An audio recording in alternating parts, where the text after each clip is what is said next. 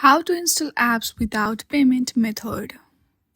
For that, first of all, you have to launch your settings on your device. From there on the top, you will see your Apple ID. Simply tap on that. Once you go through your Apple ID, there you will see media and purchases. Now you have to go through it. Then select view account. Now, once it is open, there you will see country and region option. Simply tap on that. Once you go through the country and region, you have to select your region. Scroll down to search for your country and simply tap on it. Then agree to the terms and condition by simply tapping on the agree, which is on the top right corner. Now here you will see three options.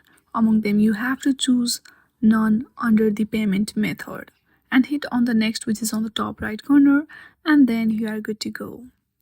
I hope you like this video. If you like this video, then please do not forget to like and subscribe to our channel. Thank you for watching.